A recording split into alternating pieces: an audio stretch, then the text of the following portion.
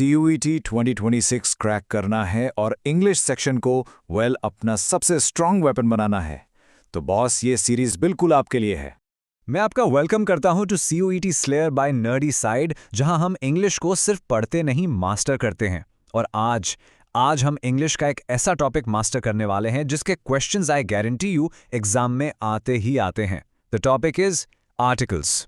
हम इस टॉपिक को पूरा डिटेल में कवर करेंगे, रूल्स, ट्रिक्स और बिल्कुल एग्जाम लेवल क्वेश्चंस के साथ। So are you ready? Let's begin. Okay, तो चलो सीधा डाइव इन करते हैं। सबसे पहले ये आर्टिकल्स आखिर हैं क्या चीज़? बिल्कुल सिंपल लैंग्वेज में समझो, ये बस 3 छोटे छोटे वर्ड्स हैं, ए, एन और द, जो किसी नाउन से पहले लगते हैं। और इनका काम क्या है? ये बताते हैं कि वो नाउन जनरल है या कोई स्पेसिफिक है। और CUET में ना इससे direct fill in the blanks आते हैं। ये लिटरली फ्री के मार्क्स हैं गाइज, जिन्हें हमें किसी भी हालत में गलत नहीं करना। तो देखो, 2 तरह के आर्टिकल्स होते हैं। पहला है इंडेफिनिट, यानी ए और एन। ये यूज होता है किसी जनरल चीज के लिए। जैसे मैं बोलूं आई नीड अ पेन, इसका मतलब क्या हुआ? कोई भी एक पेन दे दो चलेगा, सिंपल। दूसरा है डेफिनिट, यानी द। ये यूज होता है किसी स्पेसिफिक, बिल्कुल पर्टिकुलर चीज के लिए। For example, give me the pen you are holding. अब इसका मतलब है मुझे वही वाला पेन चाहिए जो तुम्हारे हाथ में है। देखा डिफरेंस? बस इतना सा फंडामेंटल कॉन्सेप्ट है। क्लियर है? चलो आगे। ऑलराइट, चलिए अपने आर्सेनल का पहला वेपन उठाते हैं, द इनडेफिनिट आर्टिकल्स अ और एन। इनका काम सिंपल सा है। ये किसी सिंगुलर यानी एक और काउंटेबल नाउन के बारे में बताते हैं जब वो स्पेसिफिक ना हो। चलो अब इसके रूल्स मास्टर करते हैं। ओके, अब यहां पे आकर ना सबसे इंपॉर्टेंट रूल पे ध्यान दो। बचपन से हमने वावल्स रटते हैं, राइट? AEIOU, भूल जाओ उसको। The real game it's all about the sound.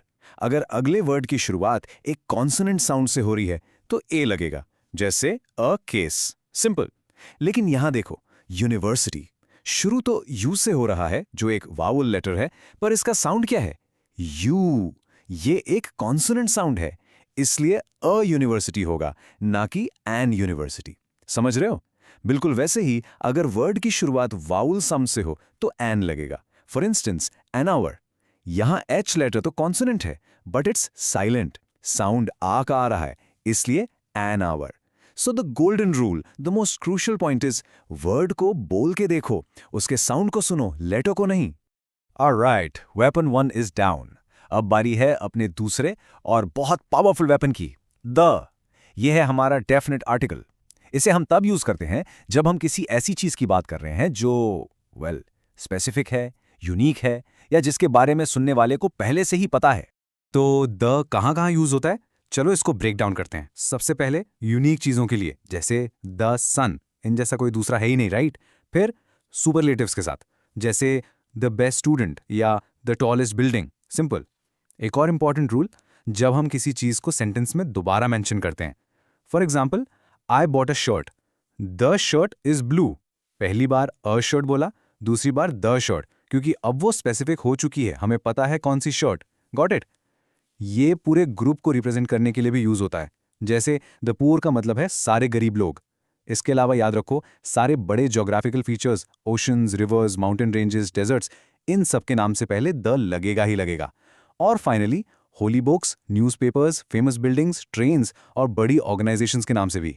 ये स्लाइड आपके नोट्स हैं, सीरियसली इसका स्क्रीनशॉट ले लो, बहुत काम आएगा। ओके, थ्योरी और रूल्स तो हो गए, अब टाइम है रियल कॉम्बैट का।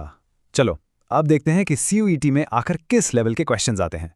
अपने वेपन्स रेडी रखो slayers, let's go solve these. Okay, question number 1 आपकी स्क्रीन पर है। Someone with dash beard had come to meet dash you. Options आपके सामने हैं, सोचो क्या लगता है। चलो 5 सेकंड लो, सोचो। पहला ब्लैंक है बियर्ड से पहले, इसका साउंड कैसा है? ब, यानी कॉन्सोनेंट साउंड। तो क्या आना चाहिए? और दूसरे ब्लैंक में यू है, इसके आगे कुछ लगेगा क्या? सोच लिया? And the correct answer is option C, A and no article. चलो इसका लॉजिक समझते हैं। बियर्ड शुरू होता है ब साउंड से, जो कि एक कॉन्सोनेंट साउंड है, इसलिए हम यूज करेंगे ए। समवन विथ अ बियर्ड, और यू एक प्रोनाउन है। जनरली प्रोनाउंस के आगे हम आर्टिकल नहीं लगाते, सो सेकंड ब्लैंक में आएगा no article. Simple as that, easy peasy. Okay, चलो next question. If dash trial is on today, Why have you not sent me dash case papers? अब यहां पर ना सेंटेंस का कॉन्टेक्स्ट समझो। क्या हम किसी भी जनरल ट्रायल और केस पेपर्स की बात कर रहे हैं या कोई स्पेसिफिक वाले की? The correct answer is A, the end the. क्यों? क्योंकि यहां देखो, स्पीकर और लिसनर दोनों को पता है कि किस ट्रायल की बात हो रही है।